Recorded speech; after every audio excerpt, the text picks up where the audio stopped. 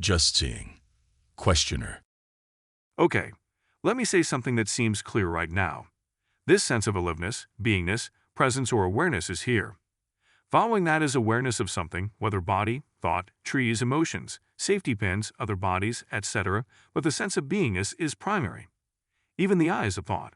Emotions, thoughts, and experiences come and go, but they come and go in this simple awareness presence. There is no problem with any of it until I begins thinking there is a problem, that something should be different. I want something, I am confused, I am upset, and so on. In fact, even then, there is no problem because all of it is just passing in the clear space of awareness, including the thought there is an I who has a problem. It's just about seeing this, and there is no one to see it, there is just seeing. All of it is happening on its own, including the activities of this body-mind. You are getting the hang of this. As things start to sink in, the insights trigger shifts in your direct experience. You just notice that things that were previously troubling you fall away. They do not have the same effect as they used to. The roots of ignorance, limitation, and suffering are exposed once and for good. The present clarity, which has been here all along, just gets clearer and more obvious. This is what you have been seeking all along. The thoughts and ideas that we have about ourselves are the only bondage there really ever is. The bondage is only apparent, though. It is not real. Our seeming problems and daily experiences become doorways into an inquiry that takes you straight to the heart of things. The seeing is completely present and available now. It is never a matter of time, but only of simply seeing, looking and noticing what is in your own direct experience. What you are seeing and saying is good. All the books and teachings only lead you to a certain point, but then you must see it for yourself. Now it is your turn to live the understanding for yourself. Once you start to see all this, nothing or no one can take it away from you. It becomes your own. Enjoy the unfolding. It really hit me while driving yesterday that what you said was so necessary. It is critical that I look at my own experience and let that seeing guide me as opposed to my thoughts about what others report. When I just read the words of others, what is happening is that I'm reading about their thoughts. It can have the effect of just giving me more concepts as opposed to direct experience. It really is finally about the looking itself, isn't it? The question that I had about consciousness or awareness arising from the body or the body existing in it is really just another path back into the intellect or concepts.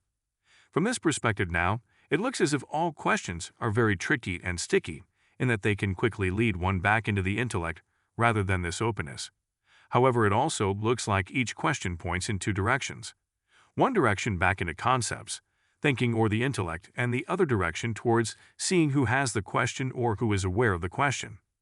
Is this what you are suggesting when you say daily life can be the doorway into inquiry? It is great to see you are really looking into all this and seeing it for yourself. That is what needs to happen. Your insights are clear. If you keep up this investigating and looking, you are going to see some profound shifts in how you view and experience things.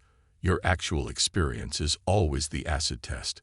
It is not that the questions are tricky or sticky. Really, we just never examine them clearly and have been living under false assumptions about what life is and who we are. That was tricky and sticky. A little bit of reasoning and questioning is all it takes, or as you say, just seeing. Suddenly, the whole house of cards begins to fall apart. The questions and doubts that have been plaguing us lose their hold because we see that they are based on flimsy assumptions. That is what I mean by using your actual problems and daily experiences for the inquiry. You watch the mind and start to notice how the sense of separation arises and how the ideas in the mind lead us into confusion. At some point, it hits home that the answer is not in the mind.